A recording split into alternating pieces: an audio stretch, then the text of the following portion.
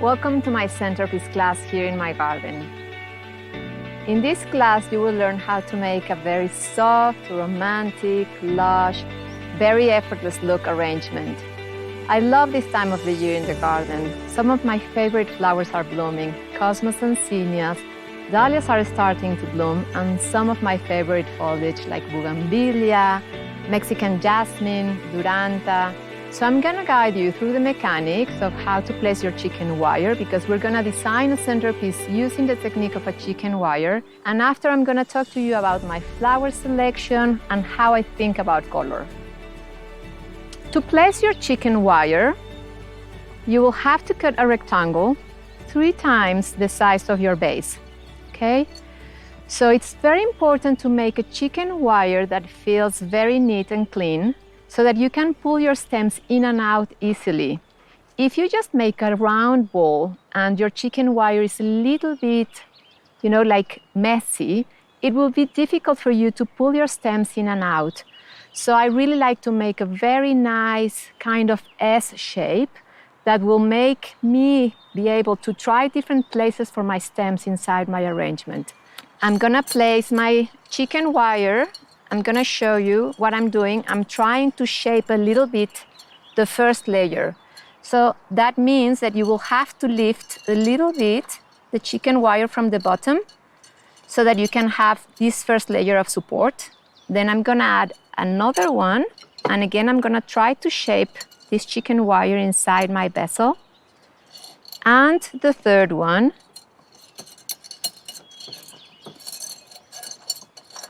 So that way you can have 3 layers of support, okay? Once you have placed your chicken wire, we're gonna tape it. You're gonna use this waterproof tape, and I'm gonna give you a very important tip. Usually, people tapes like a cross like this, but I'm gonna recommend that you tape it just taping it from here to here. I'll show you. So you're gonna grab your tape, and you're gonna place one piece of tape like this, and the other one, instead of going like this, you're just gonna cross like this. And I'm gonna explain you why.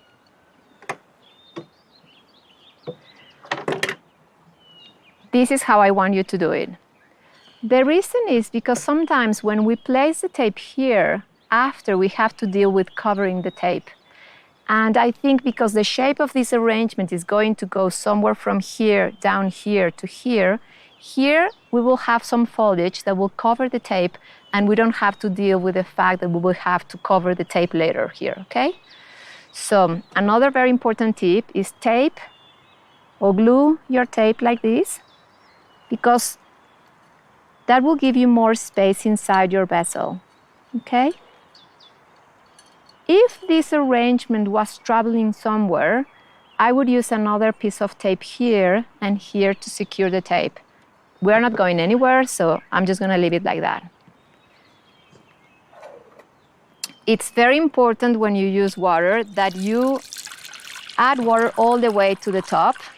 Remember that your flowers will be drinking water during the following days, so it's very important that you have water all the way here, and that every morning when you come and see your centerpiece, you add more water all the way to the top. The reason is sometimes we place some stems, I'm just gonna give you an example, very diagonal, and if this stem is a little bit higher and it doesn't have any water to drink, it will die. So let's talk about flower selection and how I think about color. I have chosen to do yellow because I love yellow, and I think yellow is one of these colors that a lot of florists feel a little bit afraid of. But it's a beautiful color, and you can make yellow look very elegant and soft. Let's talk about foliage. I don't like to do arrangements just using foliage in a mechanic way. So the old or the more traditional school of design will teach you to do a first layer of foliage without thinking about it. But for me, foliage is very important, especially because I like to think when I'm doing an arrangement, like if I'm painting. So let's say it's not the same to paint something with a backdrop that is green than to paint something with a backdrop that is blush or beige. So that's why I use my foliage very carefully to give shape, to add a lot of movement, but not in a mechanical way. I chose for this arrangement to have as foliage bougainvillea. It's actually a flower foliage because it has a lot of flowers, and I really like it. I think the color is just perfect. And mixed with yellow, it makes yellow look very, very elegant, I think so. I also chose for this arrangement, obviously, another foliage that is more like a flower foliage. And this is Mexican jasmine. I think this is only available in Mexico, and it's very special. The scent is incredible, but it's the same family as mock orange. So you can have this one in white, I think, everywhere else in the world. I'm also using honeysuckle. I think it's beautiful, and this time of the year is just perfect. All the flowers are blooming. This is another type of jasmine that we will also be using. And we have this Duranta, which I really like. It's also very soft. I like the flowers, and that's what we're going to use for foliage. When you have a color palette that you want to build, you have to think of grouping the colors. So you don't want to splash color everywhere. You want to group your colors so that you go from one tone to another tone. So you can go from some yellowy to maybe a peach, and then going to blush, and maybe you go to the lighter colors of your color palette. So it's very important to get flowers that are what I call the bridge color flower. A bridge color flower is the flower that has in the petals different tones. So can you see this flower? It's not just yellow, it has a little bit of peach, it actually goes a little bit to pink. And this flower allows me to go from a more straightforward yellow to a peach tone. So this is what I call the bridge flower, the flower that allows me to go from one tone to the other tone, making the color palette looks really, really soft. So the other thing that you want to do when you think about color is how you're going to transition your colors. So in this arrangement, I have placed here more like the tones that I'm using on this side of my arrangement, and then I'm going to these lighter colors. And maybe here in the center, we'll have these stronger peach colors. So when you go to the market, you want to buy foliage that will give you a very nice shape. Try to look for branches that have a lot of curves. You're going to go and buy focal flowers. Try to buy not so big focal flowers. I like to make arrangements with medium to small flowers. You're going to buy some medium flowers that are going to be the filler of your arrangement. One very important thing, you have to buy fillers.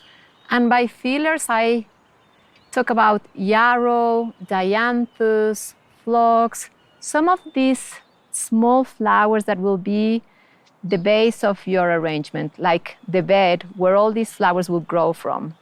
So it's very important to think about fillers, because when you're doing a color palette, if you place everything under green, the effect is very different than if you place flowers under a different color. So I'm going to give you an example of how things look than if you have a bright yellow flower against another tone. So this is a different proposition of color than having this flower against green. So when I think about my fillers, I think in terms of creating a color palette that looks really, really soft. And the last thing that you're going to buy is flowers that allow you to have a lot of movement. Flowers with delicate stems. Of course, I have here beautiful cosmos from the garden, and they have this very curvy, delicate stem, so they can live up here and make this arrangement look more graceful. So I'm going to start by placing my foliage. So the first stem that I'm going to use is this beautiful stem of bougainvillea. Always take the time to look at your stems. So I'm pretty sure this is the most graceful side she has. I have another piece of bougainvillea here, and I'm going to place them.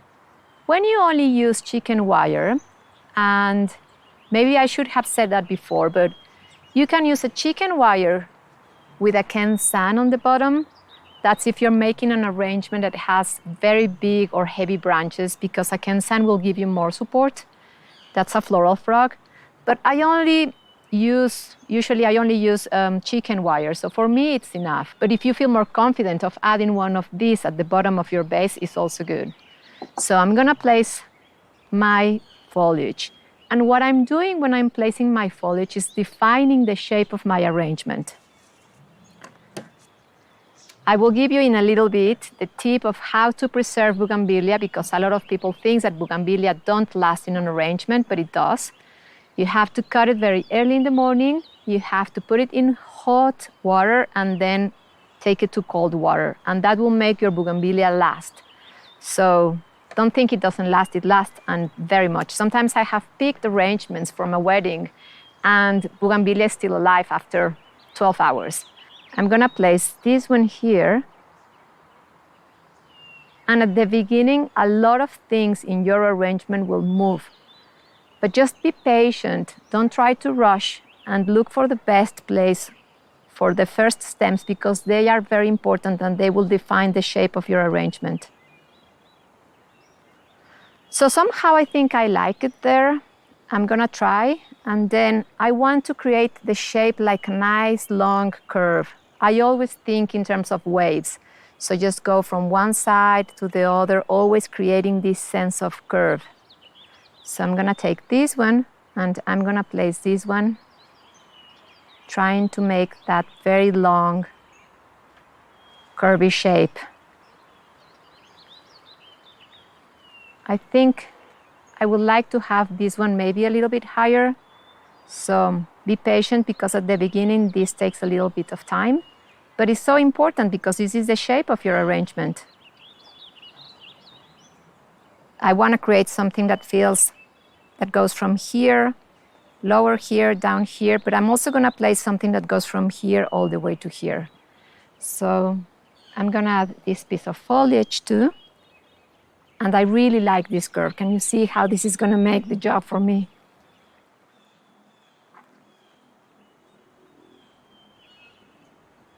So you don't want your arrangement to look flat, just like this. You want it to look like very three-dimensional.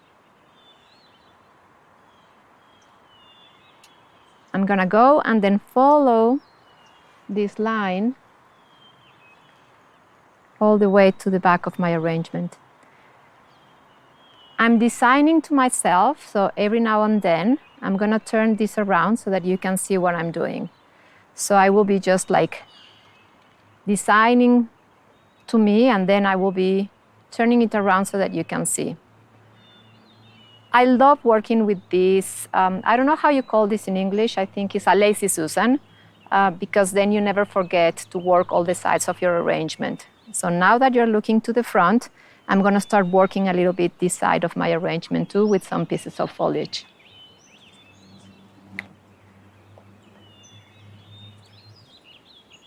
So I'm gonna add some of this Duranta. I wanna say something. I wanna add just the white foliage in one side, and then I'm gonna go to another tone in the other side. If I place white foliage everywhere, it looks a little bit like I'm splashing white color everywhere. And I wanna build a color palette. So I wanna make sure that I go from this white maybe to a tone of cream or yellow, but I'm not gonna splash this white foliage everywhere. So I'm gonna place it in one side. I'm gonna choose which one it's gonna be. And I think it's gonna be this side. So the only way to create movement is if you have different layers. So you never wanna place a stem in the same level of the other one. So if you create these levels, you will have this type of wavy movement in your arrangement. So I'm gonna make this a little bit shorter to have movement going on in and out again. And then I wanna go out again here, so I'm gonna place a stem going out here. Okay, and I wanna turn it around. I'm gonna keep going with this one just because it's really beautiful and it's gonna make my arrangement look very summery, very fresh. So one more.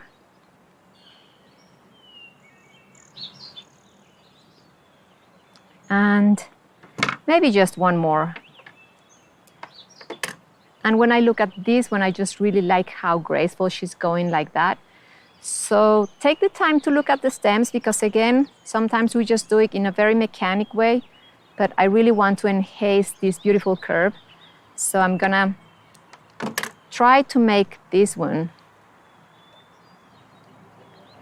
in a higher point. So I'm gonna try, maybe it moves, but I'm gonna be patient, okay? So let me see how that looks. I think I like it there. I'm gonna keep adding more foliage. So in this side, I added white here.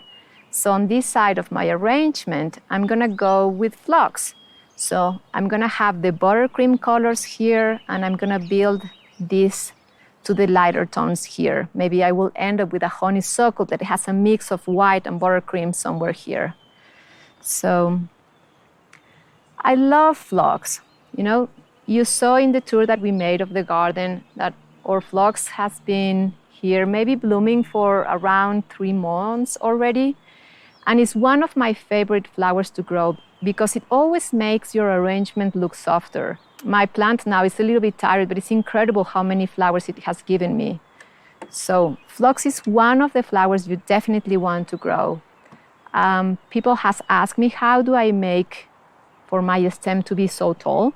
And I think it's because I pinch them all the time, I cut them all the time, so the flowers tend to go bigger and longer.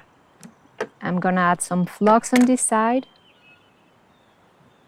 Again, I'm working the outside of my arrangement and then I will go inside. This is called the creme brulee phlox, and I just really like all the little colors and tones it has in the petals. I think it's really beautiful. And when you only have flowers from the market, if you only have 2 or 3 plants of phlox, they really make your arrangements look softer. So if you can grow it, don't doubt it. It's an amazing flower to grow.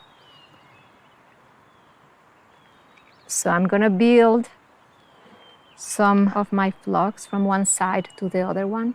Again, trying to create always different layers and trying to create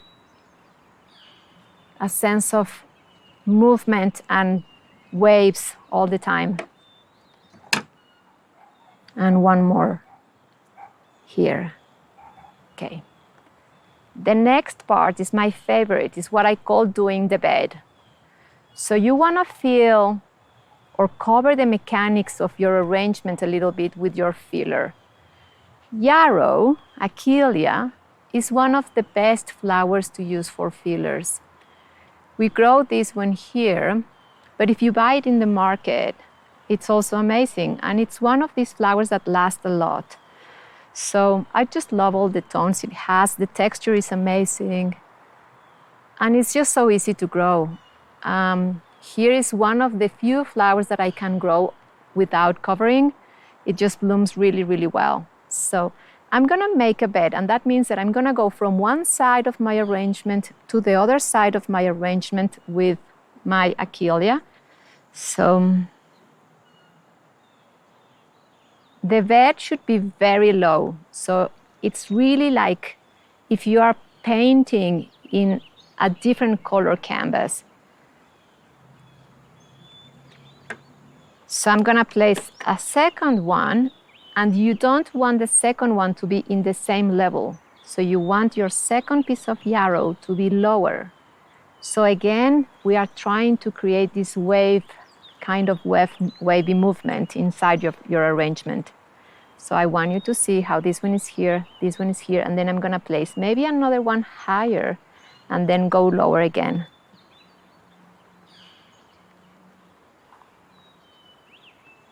So always remember, when you go to the market, you have to think about your fillers. Or if you're growing flowers, always think, what I'm gonna grow as a filler?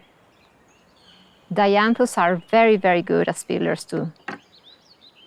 And then I'm gonna place another one lower, this one higher. I'm going to show you how it looks.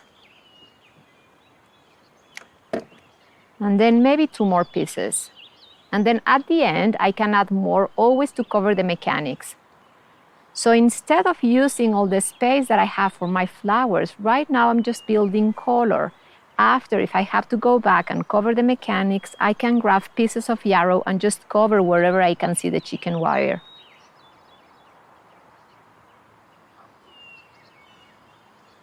Okay, once you're done with your yarrow, you might be asking, why is she not doing anything here? I want to use a different filler there. So I'm going to go and grab a little bit more of my flux.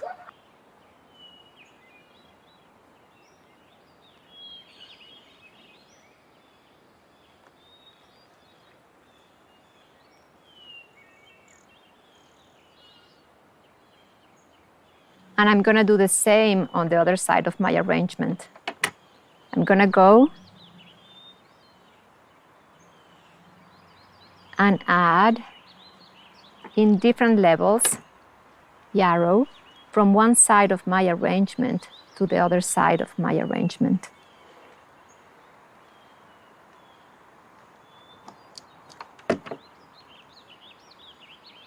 The other thing that the bed does for you is that it gives you more structure and some support for your previous stems. So this one was moving a lot, and I hope with this bed she's going to stop moving.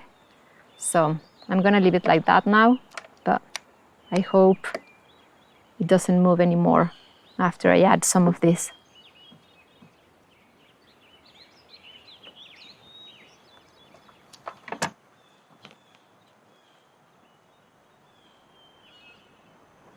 And one more coming out of my base. And after you've done the bed, you want to start adding your focal flowers. So I hope this one stays like this after, but I'm not going to worry about that. I will move that in a little bit. So focal flowers. I'm going to use as focal flowers these dahlias. And when you place your focal flowers, you want to make sure that your dahlias, first of all, are not exactly on the center of your arrangement, you know? So focal flowers for me should live somewhere in the side. I think it's a little bit overwhelming if you place them in the center, and then all the attention is drawn to here, instead of going all the way from one side of your arrangement to the other side. So I always place my focal flowers to the side, and they should be always looking to different sides.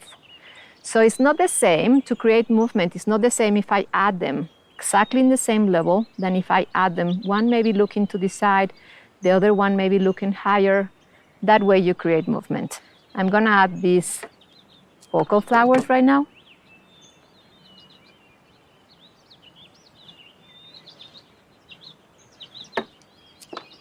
And I'll show you how it looks. And I'm gonna add 2 on this side and 2 on the other side.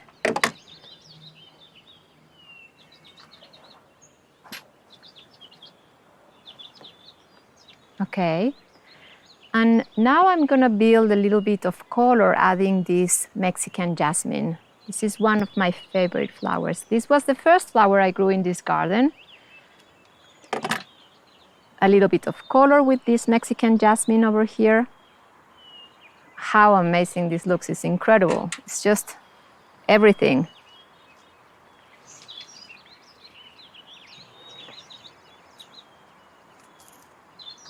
And if you don't have this one, you can grow mock orange. Mock orange is also beautiful, and the scent is incredible too.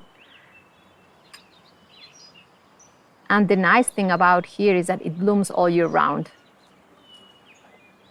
So I'm gonna place this one somewhere here. I'm trying to find the right spot for her. And I'm gonna show you. Okay, so now, spray roses. Some of my favorite spray roses are Maiolica, for example. I have few here. I don't think I've ever done an event or an arrangement without using Maiolica until now, because now I have this beautiful Guavara roses. Look at them, they are incredible. And I cannot tell you how many weeks they last in a vase. I think these ones have been here in my garden already 7 days. And the reason why I like them so much is because they age so well. So it's this type of flower with time, it looks just better and better, and the color looks very beautiful. And you can be a little bit brutal with them. The truth is that this is one of the flowers that really allows you to open the petals and show this beautiful center that is so golden and beautiful. So I'm gonna add some of my spray roses on this side.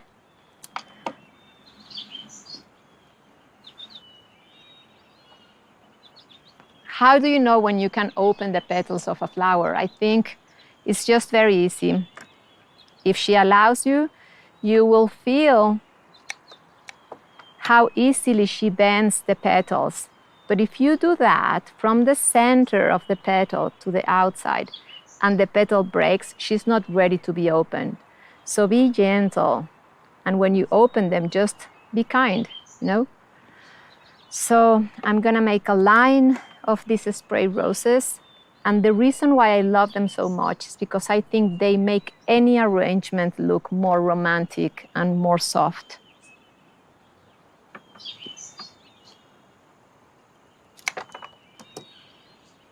And again, I'm gonna do the same on this side and in the other side. Can you see how I crossed these focal flowers to here?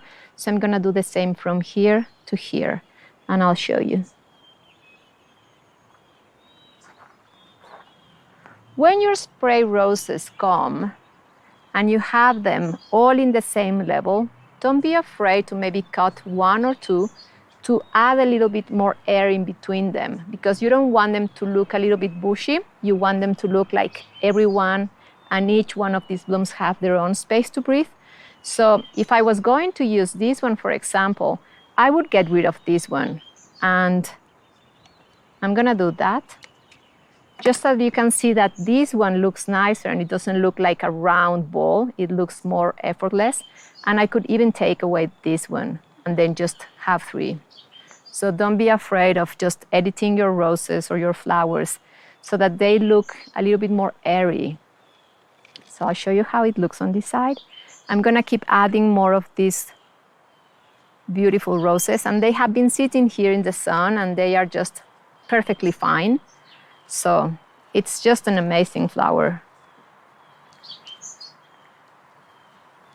The first time I saw these roses was in Korea when I was there, and I was thinking I've never had them in Mexico, and now we have them in Mexico, and the grower is just a few hours away from here. So I just adore these roses.